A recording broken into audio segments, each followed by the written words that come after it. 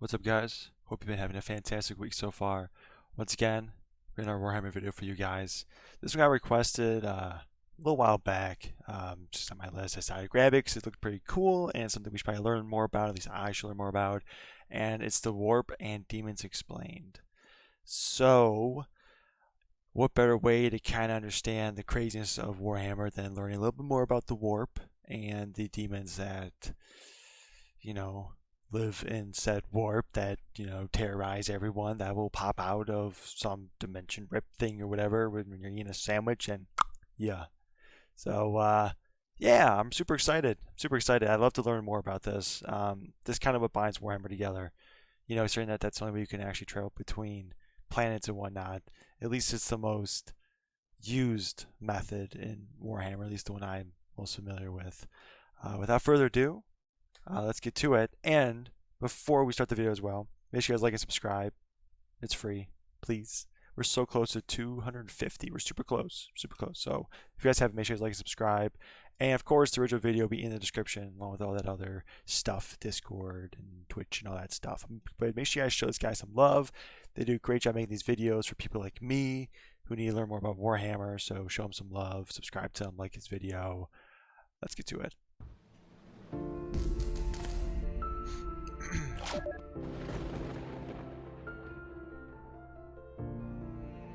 Welcome, gentle listener.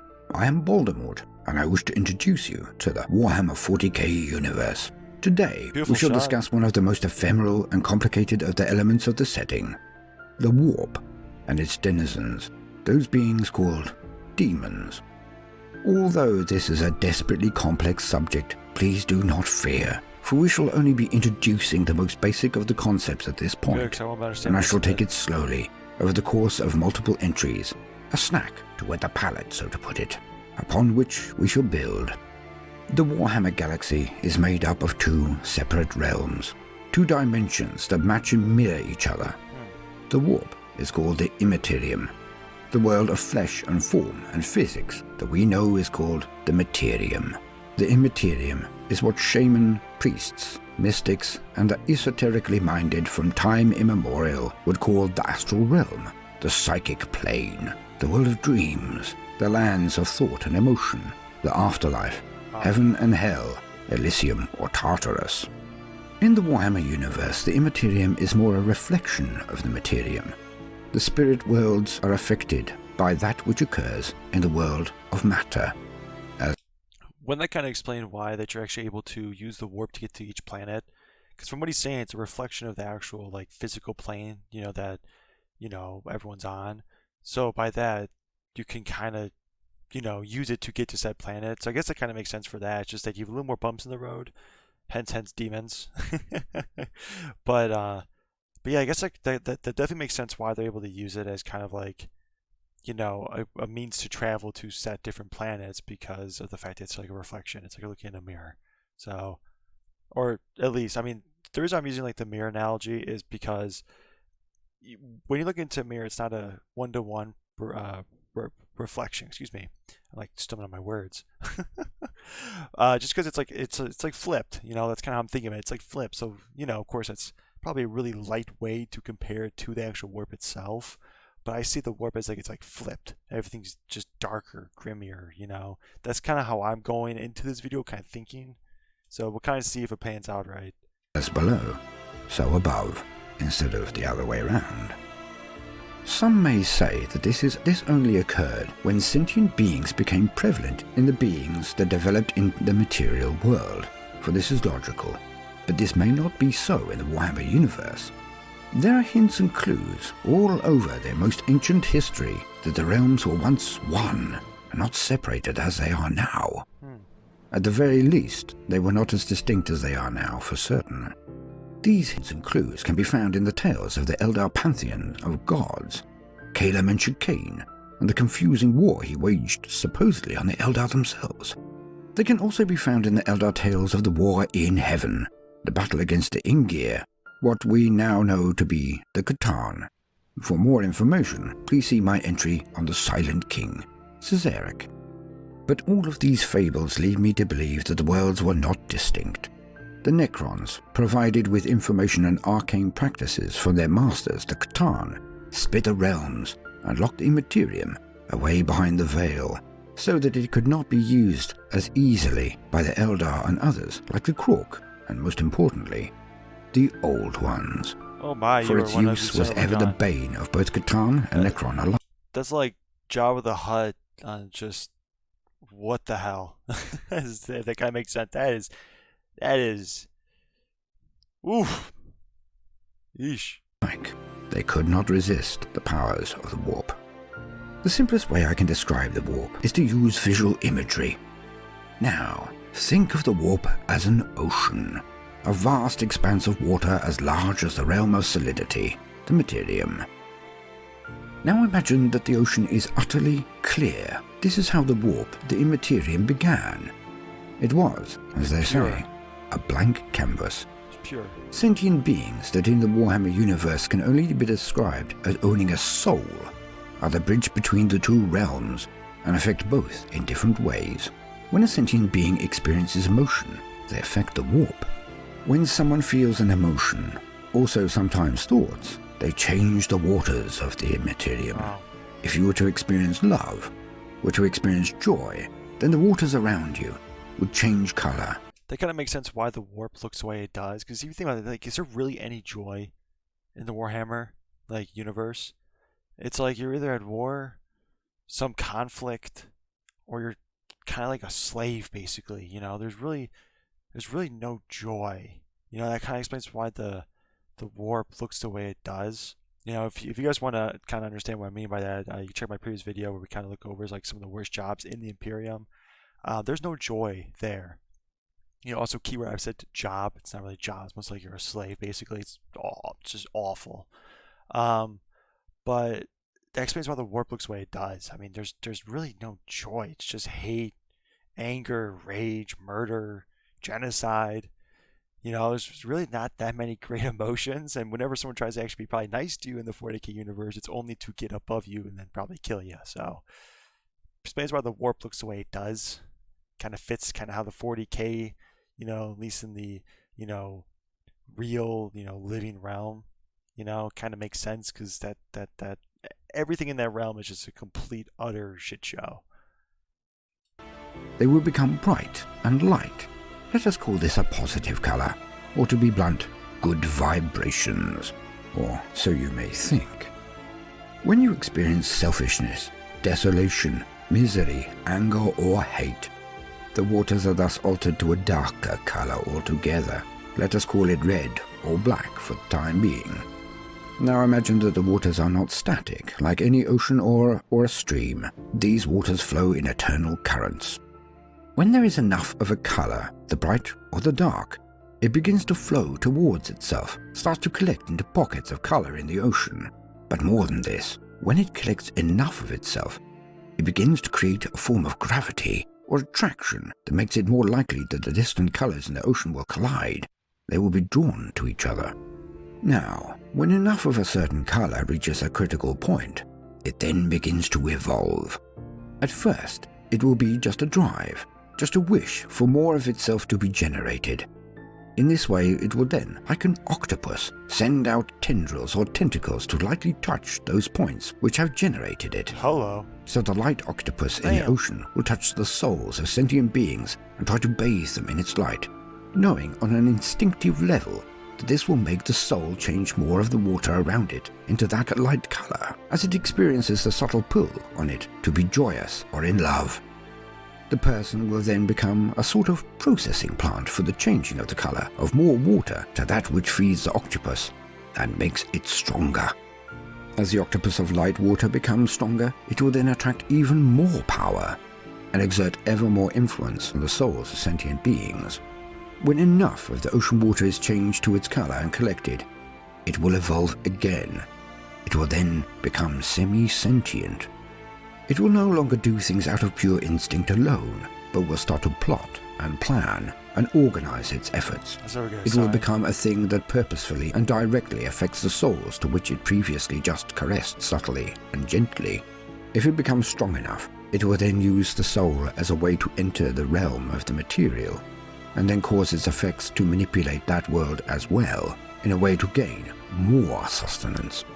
Think of it like this. The light water octopus, a being generated by the emotion of love, influences a man or woman and gets them to smile at everyone they go by, slightly increasing the chances that that person will pass on the smile. When moods rise, then expressions of love are more likely to occur. If this continues, the influence becomes stronger, and they can then get the person to buy 100 roses and give them out to couples who they pass, with simple statements like, "You seem so in love. I feel you deserve this rose as a gift for brightening my day." Hence there is a high chance that said couple will then warmly embrace and look into each other's eyes, and it is incredibly likely that this simple act will elicit warmer feelings between the two, thus giving rise to more love energy that the octopus needs to grow. Thus does the light... That explains why the warp is always influencing. I never understood why the warp influenced, especially psychics, because they can connect right to the warp itself. I can never fully understand why. I knew it would happen. I just thought because it's just a messed up place. But after hearing the way he puts this, it kind of makes sense that it's probably because, if this dark energy becomes more sentient, like you said, it becomes the ability for it to plot and think. Wouldn't you also want to target individuals who have a direct line right to the realm you're trying to poke at, that you can directly influence significantly easier? That person can then pass on the influence and shit. That just kind of makes sense why it's so connected, and why they're so feared or kept in a very tight knit, psychics, because they can either help you or they can destroy you. Pretty cool. Being in the warp influenced the real world to gain more of that which it requires to feed and grow. More love is brought into the world, and thus it gains slowly by slowly in might. And eventually, it will become what is known in the Warhammer universe as a god. It sounds quite nice, does it not, gentle listener, to be influenced by Eros, to be an emissary of love? But what if the person who has been influenced to buy and distribute all of these roses? What if they miss their shift at work and are then fired? What if they lose their house due to the cost of all those roses? The warp entity of love does not care for the effect on the corporeal being it is influencing. Sadly, the more the person is influenced, the more it can be influenced, as their willpower and autonomy are eroded. So that if the octopus of light can influence them enough, wear them down, it then can eventually take direct control. It will inevitably mean that the soul of the man or woman will be overpowered and then simply locked away. So each morning the octopus of light from the warp uses them like a puppet. They know they walk out of a house where their child is screaming for food and is slowly dying of starvation. Yet their body is walking around the town distributing flowers, and all that person can do is look on through their own eyes, watching their hands move, their body controlled by this being from the warp. Forever trapped inside their own shell, forever unable to take any action with the vehicle, the body they once owned. Possession. Now do you understand? Now we get to the harsh reality. For the warp is not nice. It is not. No shit. Holy crap. Those shit's not nice, and now we haven't gotten to the demons yet. This shit's messed up. Not a shining ocean of brilliance and love and care. But why? For all sentient beings have the capacity for love, for care, for kindness in equal measure as their capacity for anger, envy or hate. What went wrong? 4 words. The war in heaven. Nurgle baby, what's up, dude? The full record we cannot even hope to discuss in a myriad of entries, so my synopsis must be criminally brief, and here it is. The Old Ones weaponized the Immaterium. They began the tainting of the warp. During the struggle of the Old Ones and the Necrons and their masters, the Catan, the Old Ones were ever the masters of the mystic, the most powerfully linked to the warp that has ever been. What the modern description of psychers would be. They had no equal. At the dawn of time, when the Necrons and Catan attacked them with such fury and power that entire systems were winked out of existence, they fought back with the most powerful of all of the tools at their command. They struck back with the warp. More than this, they even went so far as to genetically engineer entire races that would use the warp as a weapon. And thus were the Eldari and the Krork created. Both could harness the warp in their own way, but their entire genesis and purpose was as weapons of war. A war that ranged for millennia, some say for entire epochs, for millions of years. And in this bloodshed and pain, this conflict that has never been matched in its scope or brutality, the very substance of the Immaterium was altered. So much of the clear river, the colourless ocean, was changed to red and black. So much of it was twisted with pain and suffering, rage and hate, that it has never, ever recovered. In those days were sown the beginnings of those huge malevolent octopi of hate and pain that would eventually grow to such strength as to become what are now called the Dark Gods of Chaos. Makes sense. The You know warp what? also I was actually thinking about how like the Chaos Gods are linked, and it makes sense why they're so powerful with so much influence. You know, that makes so much sense now. Especially, just again how powerful they are. You know, it makes so much sense. spawned other denizens, beings of power that we cannot discuss today. The Immaterium was a colourless ocean with the potential to be formed and moulded through. I'm sorry, pausing it so quick. I was just thinking, is the Emperor like? Because I know his psychic ability is unmatched as well. Do you think he's like somehow linked to the warp in a way that's like the old ones, or like a chaos god, like just a sheer link to the warp, or is he just a genetically gifted individual that just had just a ton of power? I wonder if there's more to him than that. Like there's a reason for it. You know, I don't know. Patience and love and kindness into a paradise of bliss. The war in heaven, and the horrors therein, the folly of the old ones in their opening the gates, changed the Immaterium into a thing of hate and rage and war. It became the warp. For now the warp is so stifled, so choked with the colours of red and black that anything positive, anything of light is now suffocated at birth, rent asunder by the negative forces that now preside over that realm. The old ones turn the potential of heaven into the pits of hell. For that is what the warp is now. It is hell. And all that stalk its corners are now dark and bitter, twisted and evil.